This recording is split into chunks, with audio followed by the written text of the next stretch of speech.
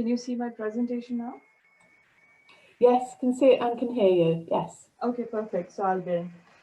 Thank you very much for this invitation. Indeed, a pleasure to see so many colleagues and who are also friends, and talk on a topic which I have been working on for some time, and share my experiences so far. So the topic which I chose was basically discussing building imagination and possibilities of gendering smart mobilities. And I think so far Hilda, Farida, Felipe, and Paul have already given a lot of examples of how we can integrate the smart mobilities discussion in a more intersectional and a more gender aware manner. So I'll quickly go through what are the basics of it. So these are the basics. There are 9 essential, cardinal points when it comes to gender travel behavior. The trip distance, duration, and purpose differs between men and women. There's more trip chaining for women. Security is much more of an issue for women than men. There are temporal differences when women and men are taking their trips. And the 4 A's, which have also been discussed, affects women much more differently than men. For example, accessibility, affordability, availability, and acceptability of transport modes, routes, and choices. When we come to modes, women typically all over the world, both in global north and global south, are walking more and using public transport more. Wherever cycling is a part of the culture, women are also bicycling more. Men typically are predominantly car drivers, and women, when they use cars, are passengers. And where driving has become inculcated into the culture, they are driving, but they're still driving much less than men. The role and time distribution also varies a lot, and life stages affect women's mobility much more than men. Employment, women are less employed in typical, regular 9 to 5 jobs. They have more flexible jobs, or they have jobs which are more home-based micro enterprises, and they are not really employed so much in the transport sector, which has already been discussed. Now we come to the 9th point, and that is this whole agenda of smart cities, smart mobility, and its intersection with policy making. This has been not really looked into, and how things are playing out is that we run the risk of replicating issues with the transport sector at large in the smart mobilities and smart city creation if we aren't aware from the start. So right now, smart is being positioned as digitalization or technology enabled solutions contra, inclusive solutions. So I have positioned these two pictures. They should in reality be merged and fused, but right now they are operating as two different dialectics. So I'll take you all through a series of examples of how we can scale our imagination for smart mobilities. So let's take the first example, which is City Bike, or shared bike sharing scheme, which is found in almost all major cities of the world today. And what we found was typically these shared bikes are being operated for advertisement companies. So typically they are located in the central parts of the cities. But once you start scaling up, you start positioning them on different areas, on the fringes, and areas where women are working more. The uptake of these shared bikes saw an upsurge by women, which was typically used in the initial phases was being used by men. So for Oslo, we plotted, this is the city of Oslo and the different wards, and we plotted where women are working and living and where these docking stations are provided. So you see there is a concentration of docking stations in the center, whereas women are primarily working and living on the peripheral areas. And as soon as these docking stations were provided in the periphery, we saw that the usage of shared bikes went up drastically high by women.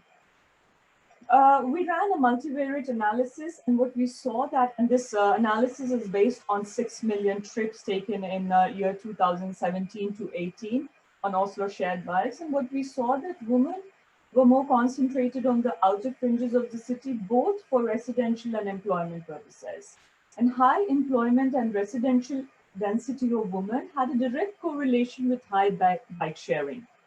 Men used bike sharing more for access and egress, but women used it for multi-purpose trips. And so consequently, their expectation from the system was also quite different. Right now, you can borrow this shared bikes for a time period of 45 minutes. Men were happy with 30-minute usage, but women wanted it for 2 hours.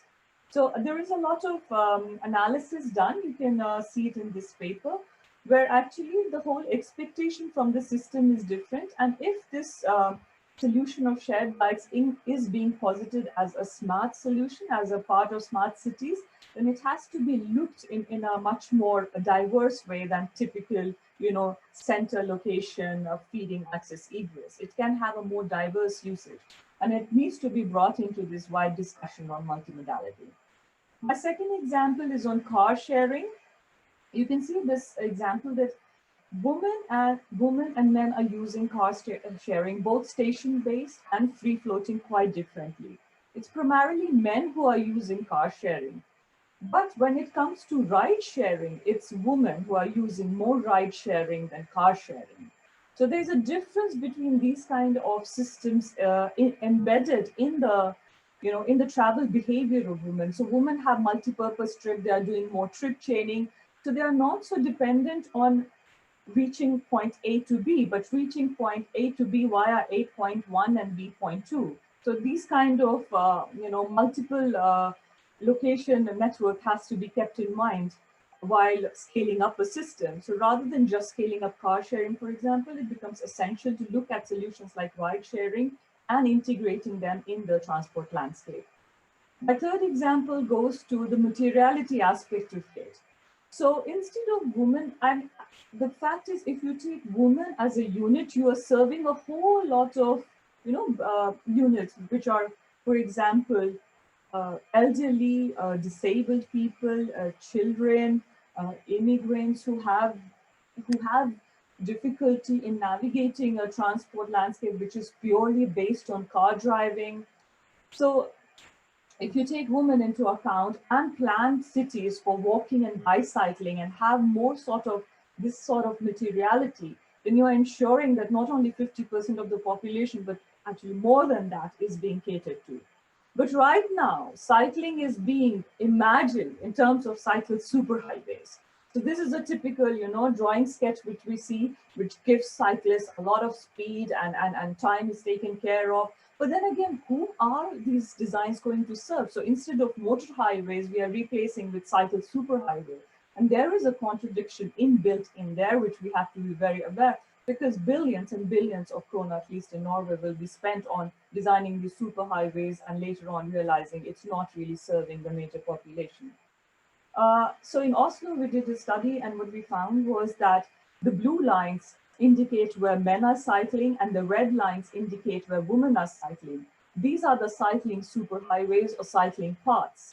But women are actually cycling in the city, in the by lanes, in the less trafficked areas. So you can see there is a sort of conundrum here. Whom are you planning for these infrastructure? The same goes for London. You see, these are cycle superhighways map, and these are the quiet ways. When you look at the budget allocation for superhighways contra quiet ways, there's a huge difference. So then again, you're serving a minority of a population at the majority of the cost. And this kind of differences needs to be catered for in smart cities discussion. My fourth example takes care of personal safety and security. This is an example from Safety Pin app, which has been employed in India and also in Africa. So there's example from Delhi and Nairobi where they did auditing of streetscapes, and what they did was they went around with women with a smartphone and asked them to drop pins, on the app. And then on these factors, these are 9 factors: lighting, openness, visibility, security, presence of crowd, public transport connectivity, gender usage, feelings of safety, and presence of footpaths or walkways.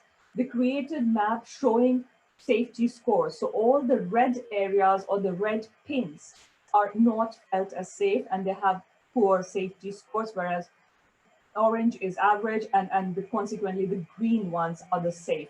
But you see in Delhi, there's a huge portion of peripheral areas which are perceived as unsafe. And these are dense areas, but still they're perceived unsafe. So this kind of information can help planners, can help police force to actually target areas where planning intervention needs to be prioritized. And this is very much a part of smart city discussion. I go to my fifth example, and this was mentioned by, I think, Florida and Hilda both, and COP25, that they are trying to integrate land use planning with accessibility analysis. So what we did here, this is for Stavanger area in Norway. What we did here, we plotted the accessibility available by bicycles and e-bikes. And you see the red area is suddenly so much bigger with e-bikes.